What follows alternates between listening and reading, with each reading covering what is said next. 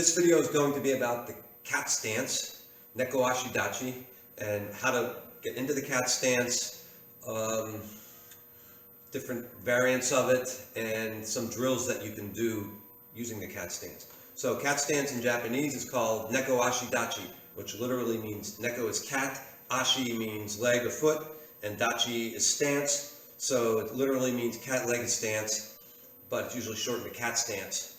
So cat stance is the older kind of back stance that exists in all the karate styles that were derived from Okinawan karate, Shotokan included. Shotokan, however, added the back stance as the most prominent stance we do with our weight on the back leg, because it's bigger, it looks pretty, it's good for competition and demonstration, and it builds a very strong leg muscles.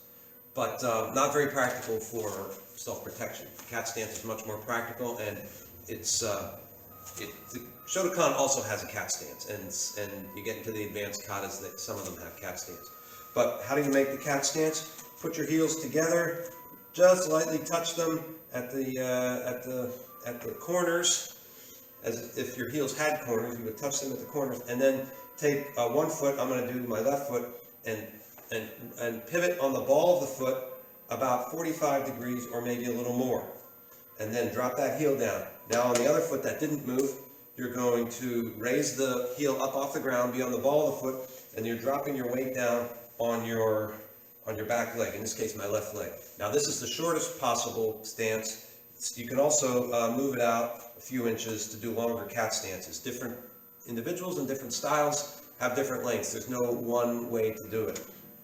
Just like there's no one way to do this angle. Some people do 45, some even more. I've turned it more than 45.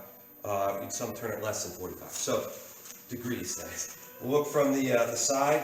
So again, I'm going to do the left. So I'm going to start from an L shape, and then I'm going to take this foot, pivot on the ball of the foot, and rotate it a little more than 45. And then I'm going to lift this heel up, and I'm going to drop my weight down. Now again, I could have this a little longer, or back to the original length. I like to have it a couple inches forward.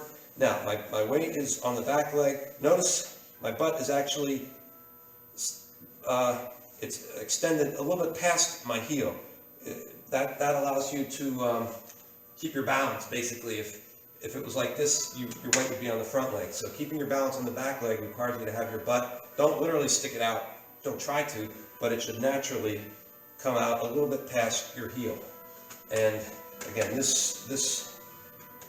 almost all the weight's on this back leg. Very little's on this leg, so it could be lifted easily. It could be lifted easily for whatever reason, to drive a knee up or to kick. So, okay, I'm going to show you this handy little diagram I made. This is the cat stance, Neko-ashi dachi.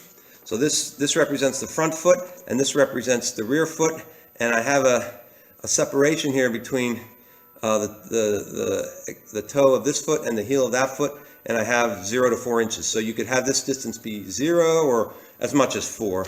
There's nothing particularly special about 4. It's just a rough estimate. And then of course the angle here I have here as a 30 degrees, which means I turned it. Sorry, I started this way, didn't I? So I turned it a little more than 45 degrees. If I had turned it 45, it would be like this. I turned it about 60, which means that this angle here is 30. Not to confuse with too much geometry, but the reason is, one of the things about the cat stance is it's more protective of your groin area. So the back stance, you're like this is wide open.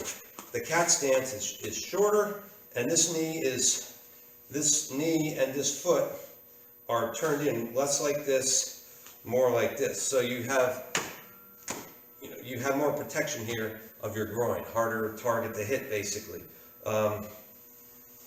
So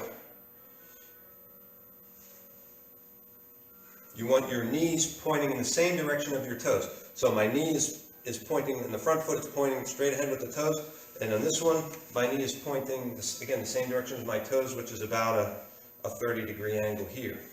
So, like I said, I think I said, you can easily kick from here,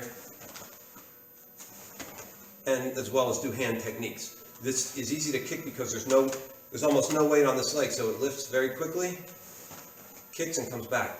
So that's the cat stance basic in a nutshell. Now I'm going to show some drills you can do. All these drills are going to involve just simply stepping off backwards to the 45 degrees. So you're going to step back,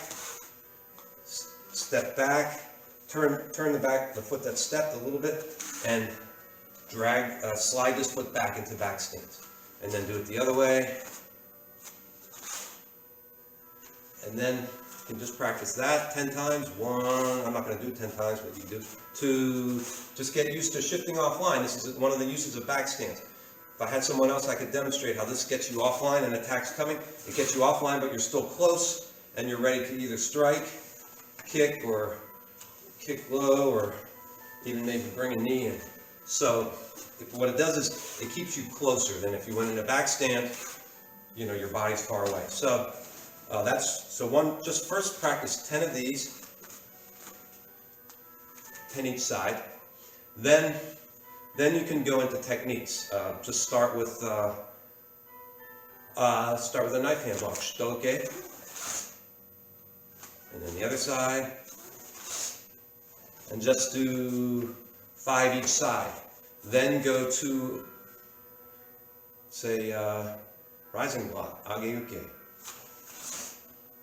1, 2, and do 5 each side of those. Do them fast. Third technique you can do is soto oke. 1, 2, and do 10 of those. So you got 10, you got 20 just stepping to get into the habit of step, and slide. Get out of the way of something, but stay close.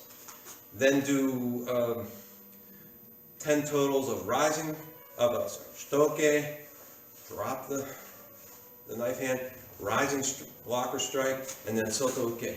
Now let's add kicks and punches. So you can do any of those. I'll just pick shitoke. You can do any of these. So step off to the 45, do shitoke, then kick, and step into front stance with the gyakuzu. Other side, kick, and hold it a moment, and then drop. So you want to be able to keep your balance. One thing about cat stance is, well, like the back stance actually, you should be able to kick and pause rather than do this. So then, don't fall into it. Do the kick and pause, and then drop into your technique. So you can do. All right. So here's the drill. Start by doing 10 each side of this. Just step, step, step. Do 20 of those. Next, do 10 of these. 5 each side. Do shitoke. And switch. Do a total of 10 count. Then do rising block, ageuke. Rising block. Then do soto oke. 10 total. Then do the whole set again with shitoke, ageuke, and soto oke, adding a kick off the front leg. So slide back, kick, and then come into reverse punch front stance, gyakuzu, and do 5 each side for each of those. And that would be a good workout. Okay, give it a shot. Any questions? You know where to reach me.